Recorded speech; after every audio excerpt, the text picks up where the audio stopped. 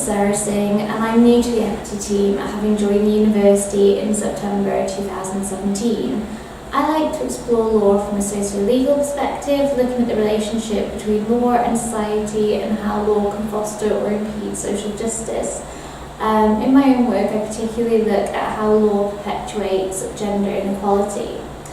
As a consequence of this, I have chosen an article which explores responses to claims over the family home upon relationship breakdown, as in these cases we see lots of examples of traditional gender roles when judges are trying to assess whether a claimant is entitled to a beneficial interest or not.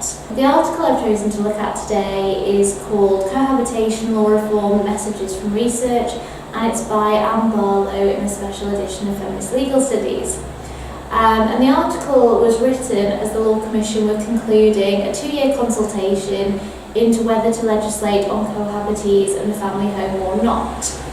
I find this area of equity particularly interesting as it exemplifies tensions between social and legal norms and what happens when the two are increasingly divergent. To put this article into context then, when married couples divorce, there's legislation which guides the process, which allows solicitors to advise each client as to how their assets are likely to be split, including the family home. Similarly, there is law to guide what happens to the family home upon the death of a spouse.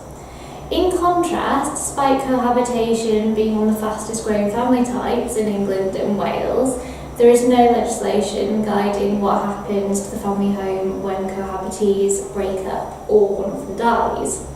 And this is particularly problematic where the family home is in the name of one sole legal owner, because at common law, the party who's not on the legal title to the property has no claim.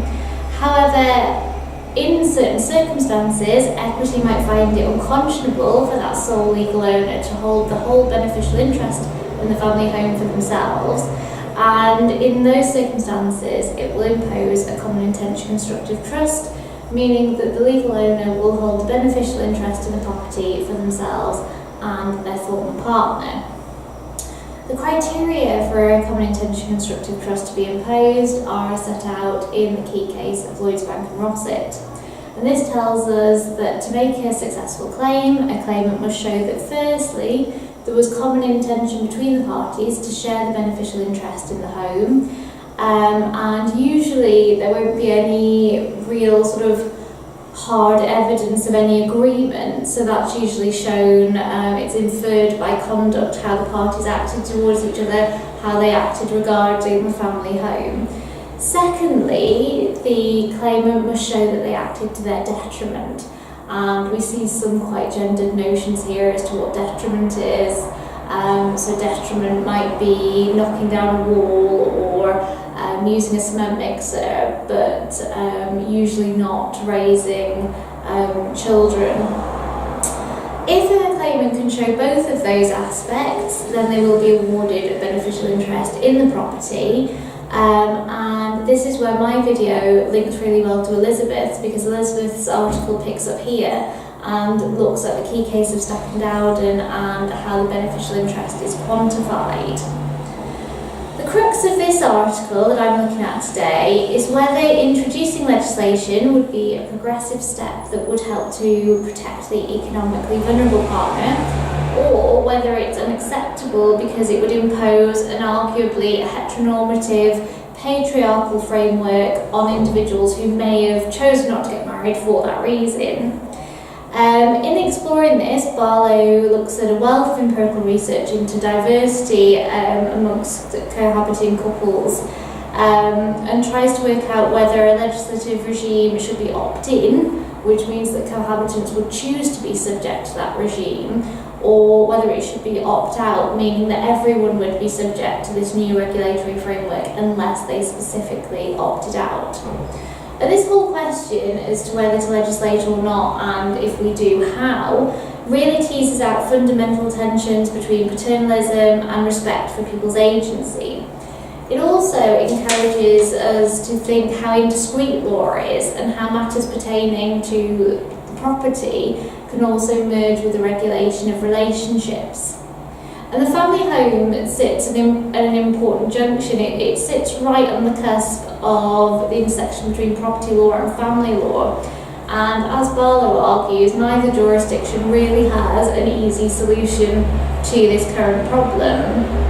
And it's a really difficult area to legislate for because of the diversity in relationships and also differing levels of commitment within those relationships, and also how that's proven. She also highlights the change in social norms and says that there is a bit of a disparity between what we tend to see in the legal realm, where marriage is treated as very special and revered, and social norms where society generally finds that less and less to be the case, and actually in society the presence of children is now seen as perhaps a bigger commitment. Barlow considers alternatives to legislation such as cohabitation contracts.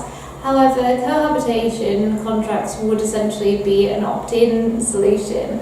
And currently we have express trust, and anyone, if somebody lives with a partner, can go and take an express trust.